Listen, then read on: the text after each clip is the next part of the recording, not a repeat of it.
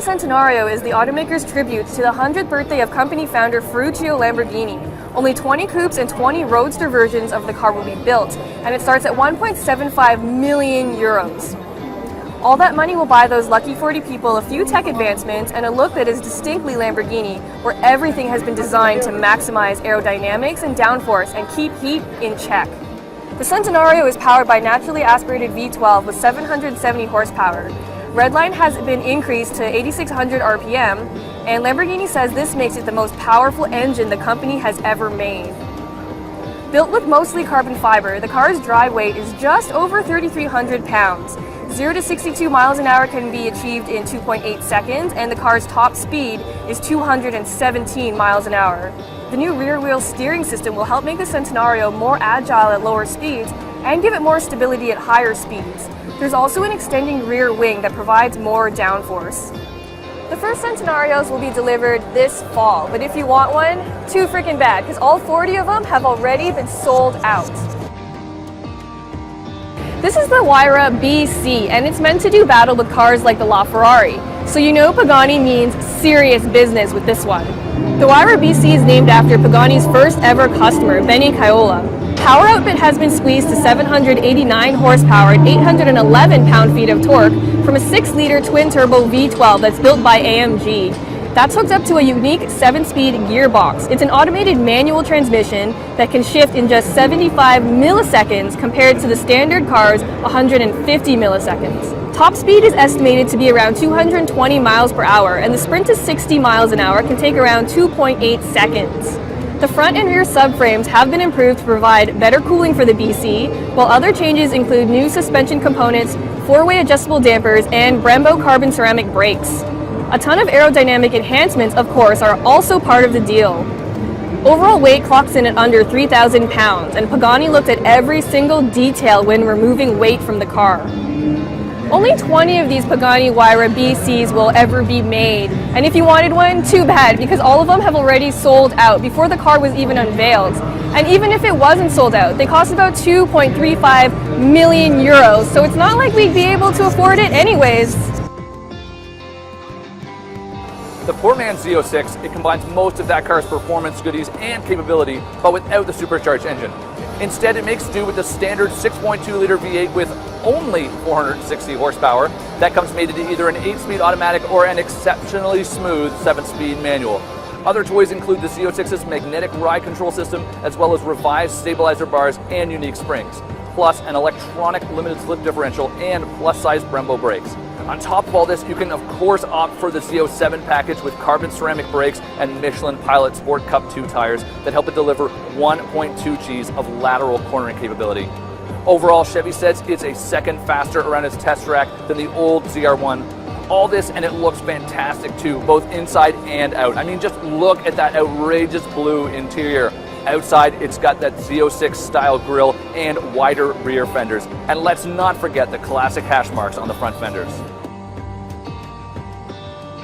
Part of the ongoing partnership between Mazda and Fiat, this car takes performance to a new level, or at least it's supposed to, but someone forgot to tell the guys who worked on the engine. Under the hood is a tiny turbocharged 1.4-liter 4-cylinder engine. It's small, but it does make impressive horsepower at 170 horsepower and 184 foot-pounds of torque. The problem is, that's just 10 more than the Fiat version. The good news is, there are rumors the US spec model will get even more. I sure hope so. A bar says it'll do 0 to 62 miles an hour in 6.8 seconds. A 6-speed manual will be offered, as well as the world's coolest sounding automatic transmission, the Sequentiale Sportivo. More than just a silly paint job, it comes with a sport-tuned exhaust and a standard limited slip differential.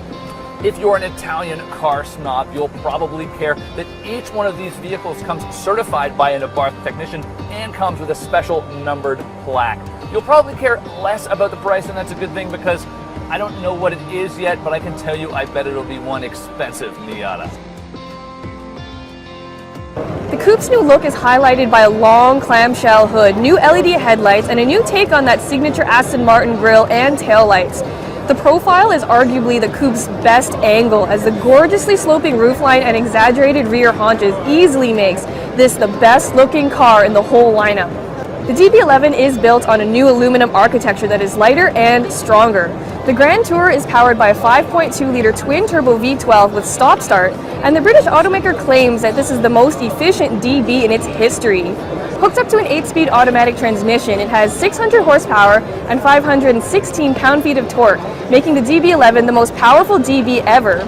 It also has a top speed of 200 miles per hour and can sprint to 62 miles an hour in 3.9 seconds. Aston Martin also has plans for a V8-powered DB11 and will likely source that engine from AMG. 3 drive modes will be available: GT, Sport, and Sport Plus, which will change how responsive the car is. Performance is bolstered by torque vectoring by braking and adjustable damping. Inside, the DB11 gets a 12-inch display and some other technology developed with Daimler, like an 8-inch TFT instrument cluster. The setup will be controlled by a dial and an optional touchpad that understands smartphone gestures. A new self-parking feature and a 360-degree camera is also available. The car arrives in the last quarter of 2016. So this DB11 is the most powerful and the most efficient DB that's ever existed, and I'm going to argue that it's also the most sexy. The GTC and the Lusso parts of the name come from historic Ferrari models, while the 4 signifies how it has 4 seats. So the name and increased practicality aren't that sexy, but everything else about the car is still pretty hardcore. Powered by an incredibly rare, naturally aspirated 6.3-liter V12 that revs all the way to 8,000 RPM, the GTC4 Lusso puts out 680 horsepower and 514 pound-feet of torque. 80% of that torque is accessible at a low 1750 RPM. This makes it more powerful than the FF it replaces, but Ferrari also says that it's 30% more efficient. The hatch does the sprint to 62 miles an hour in 3.4 seconds, and top speed is rated at 208 miles an hour. Besides the FF it replaces and the LaFerrari, this is the 3rd Ferrari to use all-wheel drive. The Grand Tourer also uses rear-wheel steering, which makes it more agile at lower speeds while increasing stability and responsiveness at higher speeds. The production version of the Regera concept unveiled last year. It's the latest offering from the Swedish boutique exotic car maker, pairing an 1100 horsepower 5-liter twin-turbo V8 with 3 electric motors.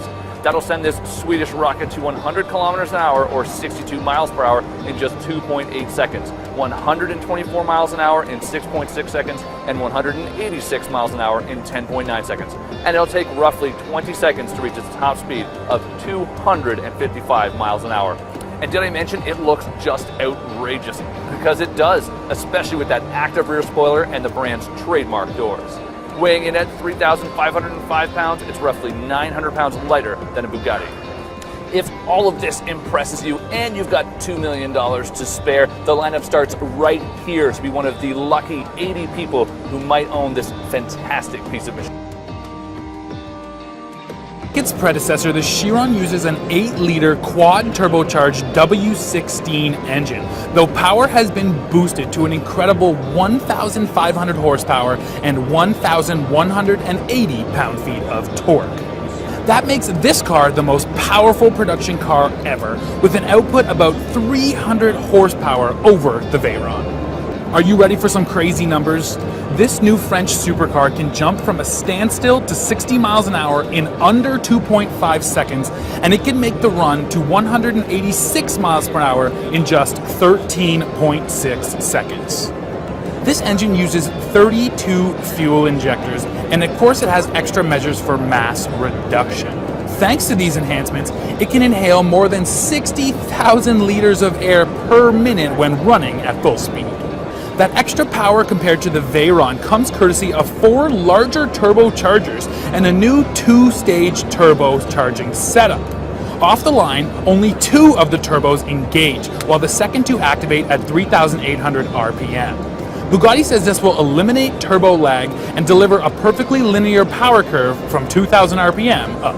Underpinning the Chiron is a fully carbon fiber monocoque, which Bugatti says is as stiff as an LMP1 race car. In fact, this is the only car in the world where the airbag actually punches through a carbon fiber housing.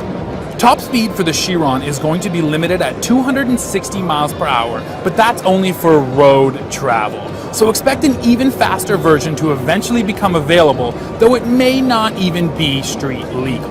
Bugatti has also said that it wants to go for a new world speed record with this car, which has a speedometer that goes up to 310 miles per hour.